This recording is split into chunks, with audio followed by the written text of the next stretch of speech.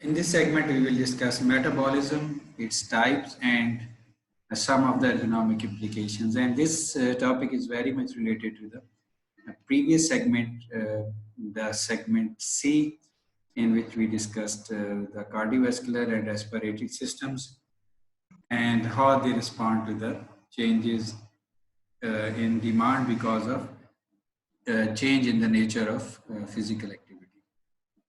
So learning objectives of this segment are to understand what is metabolism, differentiate between types of metabolism based on energy consumption. So there is a basal metabolism, activity metabolism, and digestive metabolism.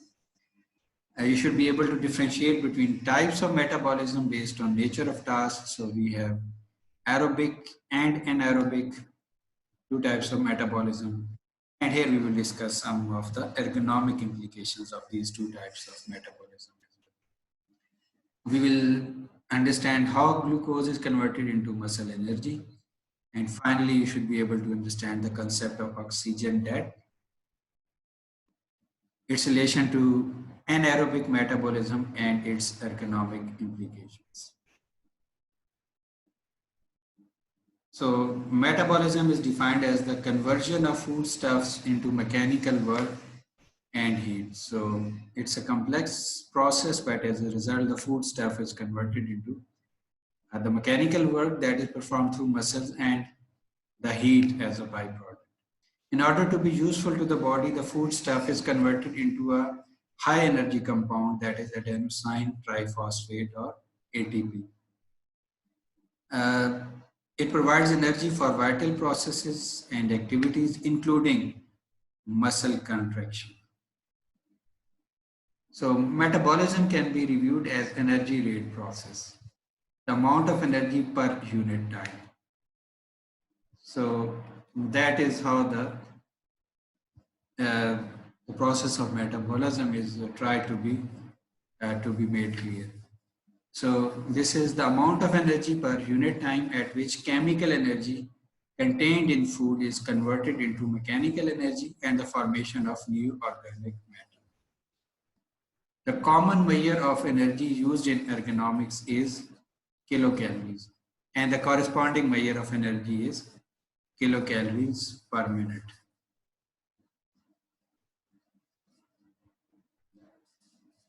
So one way to classify metabolism is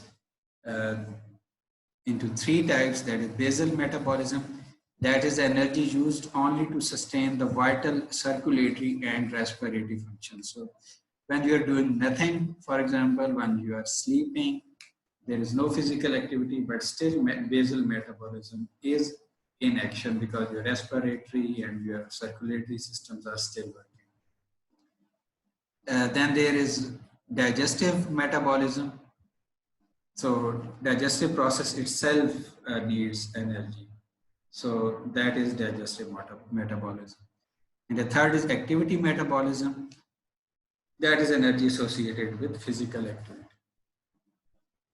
So the total metabolic rates in kilocalories per day are the sum of these three: basal, activity, and digestive metabolism. A total energy requirement for someone that is less than 4,000 kilocalories per day is considered moderate.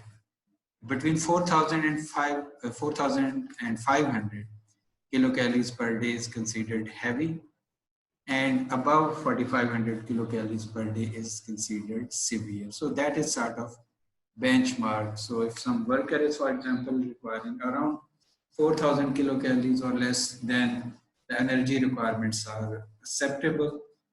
If someone requires between 4,000 and 4,500 kilocalories per day, so the task is heavy, so that person does require some rest, some liquid to meet up this energy demand. And someone that requires greater than 4,500 kilocalories per day is having extremely heavy task, and that must be actually redesigned, and or at least there should be sufficient rest breaks in order to avoid any serious problems. And we will see in the following segment that how we can actually measure the capacity of someone, or whether someone is suitable for this, say 4,500 kilocalorie per day job or not.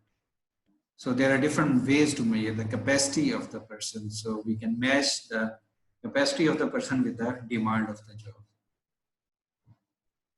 So this table from the book by Wickens is just showing the energy requirements, but just notice that this table is in kilocalories per minute.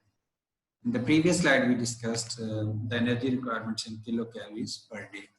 So sleeping requires 1.3 kilocalories per minute, sitting slightly greater than that, standing even greater than that, and of course, walking at a higher pace requires more energy. So you can find such tables as a reference for the energy expenditure for different jobs. So for example, you can see welding requires around 3.4 kilocalories per minute, and woodwork packaging, for example, requires 4.1, and so on.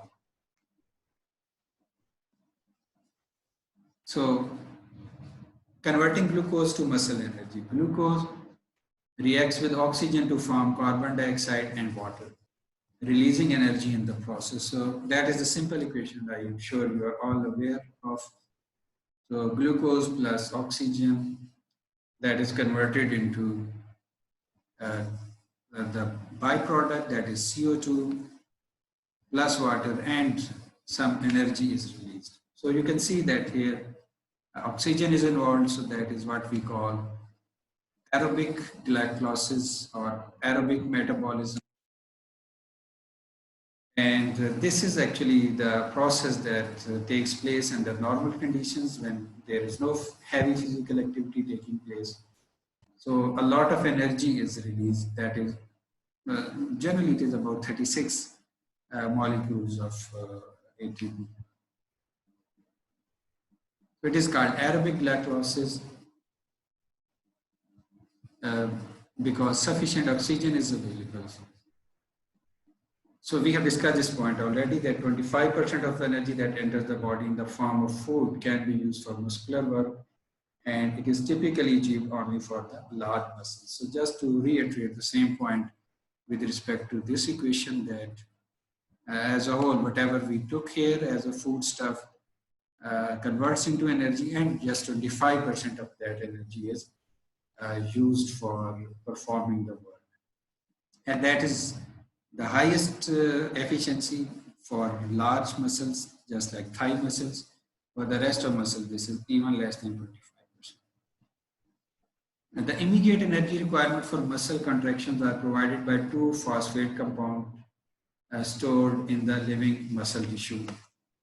So ATP, adenosine triphosphate, and creatine phosphate, or CP. So energy is made available to the cell by hydrolysis of ATP to form ADP, that is adenosine diphosphate. So one of the phosphate bonds in ATP breaks, so ADP is formed. So just a part of the equation that we saw, if we go into further detail of that, so actually the glucose is converted into ATP, and ATP is converted into ADP, and some energy is released. So this is the energy used for muscle contraction.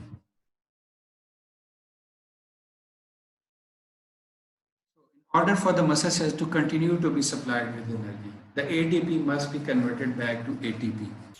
So this ADP, that was a byproduct, some energy was released that was used for muscle contraction. This ADP can be converted back to ATP.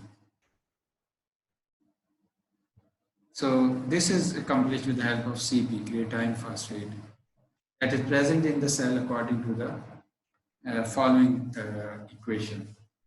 So ADP plus CP plus energy is used to form ATP again. So important point here is that we do need energy for this action to take place.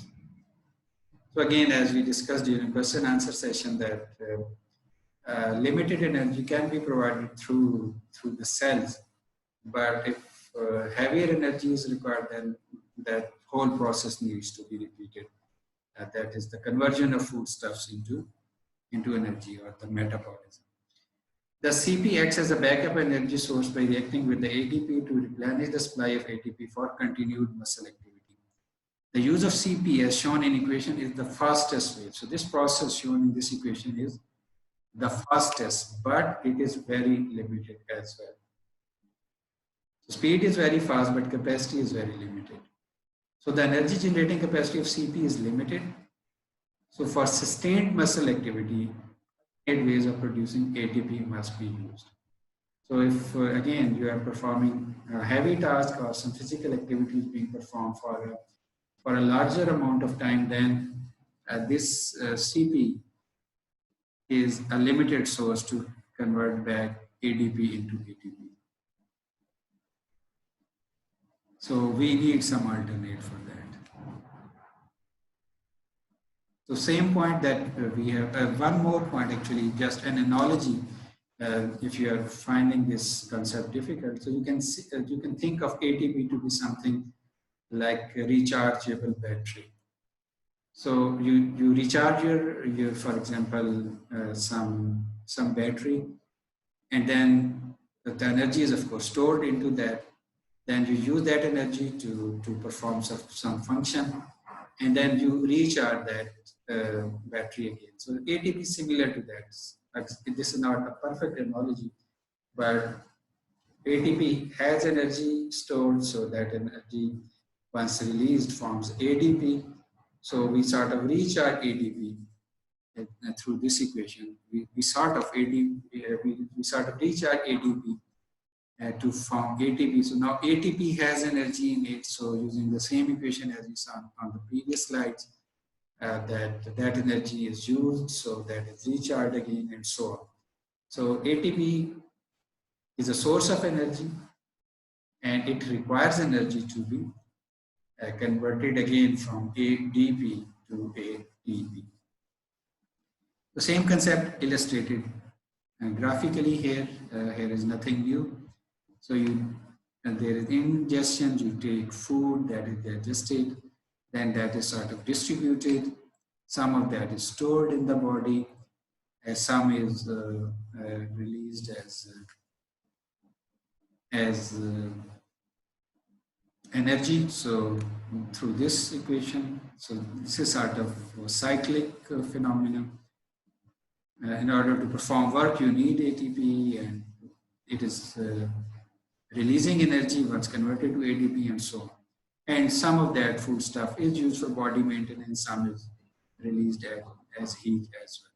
But as we discussed, that this cycle does need some more energy to convert ADP into ATP if the physical demand of the task is heavy. So we again come back to what we initially discussed, is aerobic metabolism.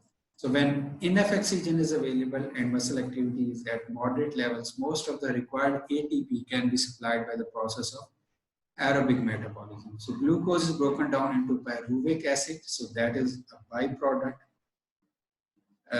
So we didn't see it in the equation that we saw because this is an intermediate byproduct. And energy is released and used to form ATP molecules. So if sufficient amounts of oxygen are available, then the pyruvic acid is oxidized to form CO2 and H2O. So this stuff is broken down further into CO2 and H2O, and we saw in one of the schematic diagrams that through skin and through your respiratory system, this water and carbon dioxide are discharged. So ultimately, this byproduct is actually broken down, and it does not accumulate in your muscles. So this process is referred to as aerobic glycolysis or aerobic metabolism. And as we saw that each molecule of glucose will generate about 36 molecules of ATP. So it's a very efficient process, and it is in action under normal conditions. So anaerobic, now this N means without oxygen. So glycolysis that can take place without oxygen is called anaerobic metabolism or anaerobic glycolysis. It is much less energy efficient and it produces just 2 molecules of ATP. So aerobic metabolism was 18 times more efficient because that produced 36 molecules of ATP. So this is faster but less efficient. So both points are important to be kept in mind. So product of aerobic metabolism was pyruvic acid. So that was converted into CO2 and H2O. The products of the reactions here in anaerobic metabolisms are different, and the pyruvic acid is actually converted into lactic acid. So this is a waste product that causes some pain in the muscle if it is not discharged. So you may feel burning and fatigue in your muscles if this process of anaerobic metabolism continues for a larger period of time, and especially sufficient oxygen or sufficient liquid is not supplied to the muscles. So if this phenomena of anaerobic metabolism continues for a longer period of time, say you are at rest, you start some exercise, so your cardiovascular and respiratory systems take some time to respond to the changes in demand of energy. So this anaerobic metabolism comes into action. So if you continue with that activity for a longer period of time, and say you have insufficient food stuff in your body, or you do not take certain, for example, juices or something during that exercise, then this lactic acid actually accumulates in your muscles and that causes pain. But in any case, there is some anaerobic metabolism for some time that takes place. So that is metabolism without oxygen, and this lactic acid is produced. So the difference between amount of oxygen needed by the muscle during physical activity, especially in the beginning of physical activity, and amount of oxygen supplied is called oxygen debt. So generally it occurs at start of physical activity. There is a time lag between the body can respond to increased need for oxygen and overall anaerobic mechanism is in place.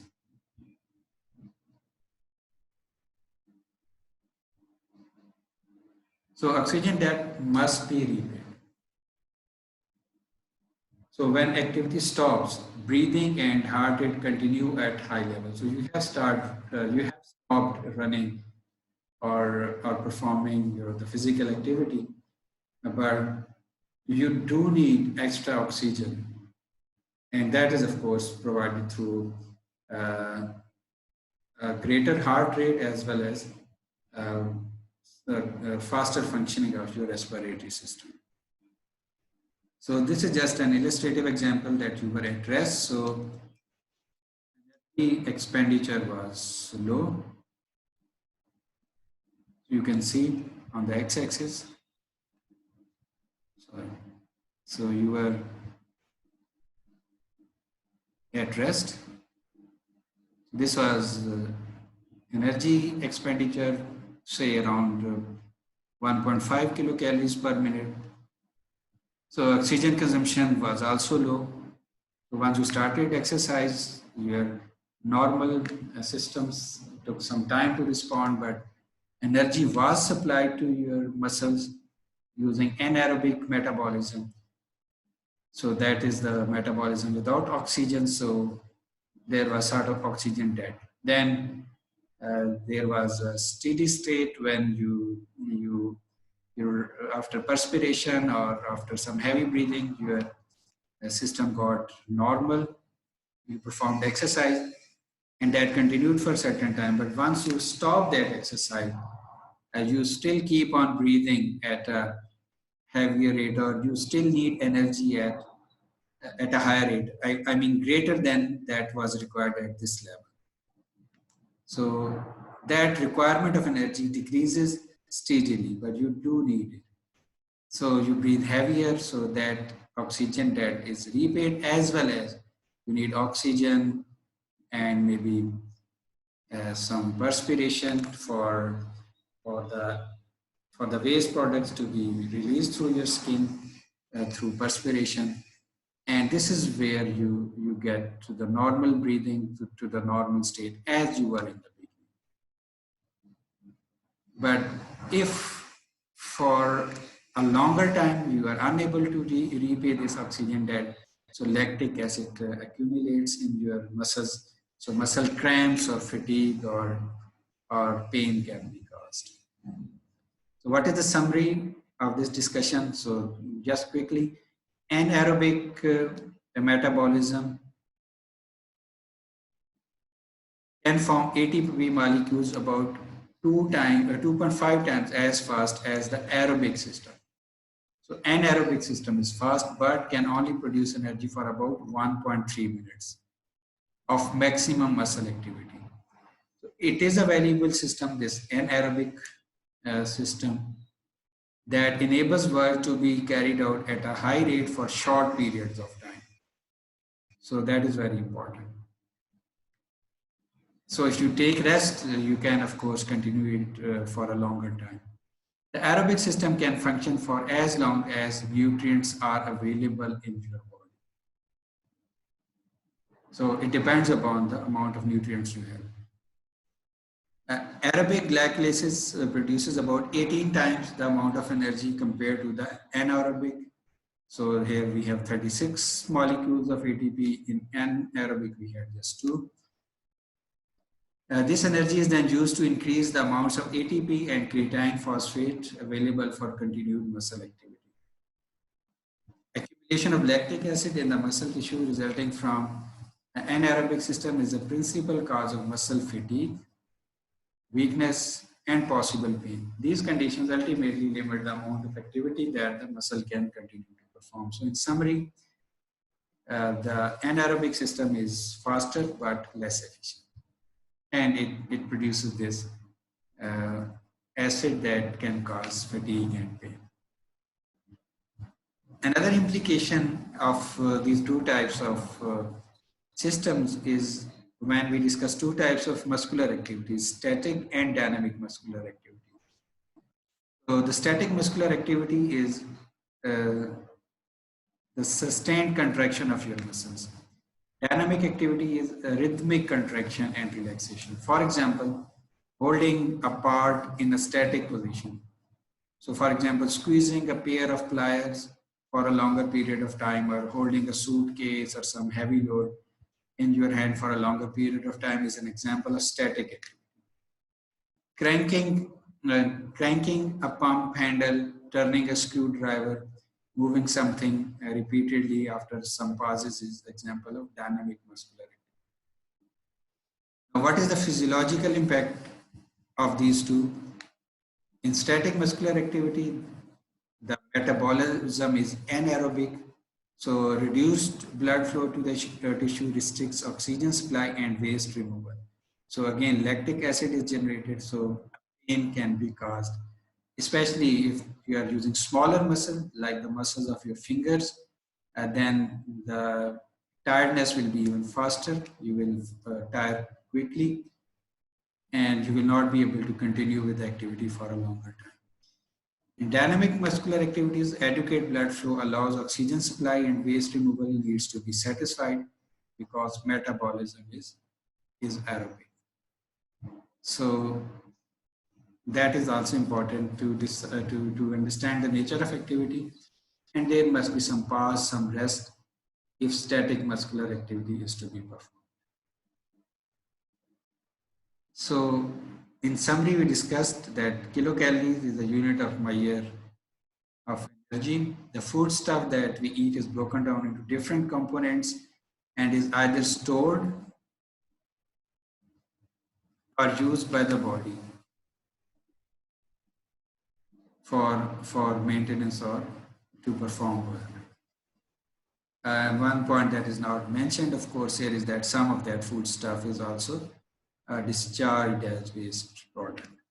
We discussed aerobic and anaerobic metabolism. Aerobic is more efficient, 36 molecules of ATP per molecule of glucose as compared to anaerobic where 2 ATP molecules are produced.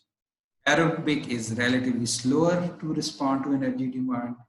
Aerobic metabolism can continue as far as nutrients are available, and aerobic only for maximum few minutes if there are no pauses or rest breaks. The waste product of aerobic metabolism is pyruvic acid that is not harmful because that can be converted into CO2 and H2, but the waste product of anaerobic metabolism is lactic acid. So if that is not discharged timely, that can cause weakness, pain, or fatigue. So in the next segment, we will discuss how we can measure the capacity of an individual to perform a task. Thank you very much.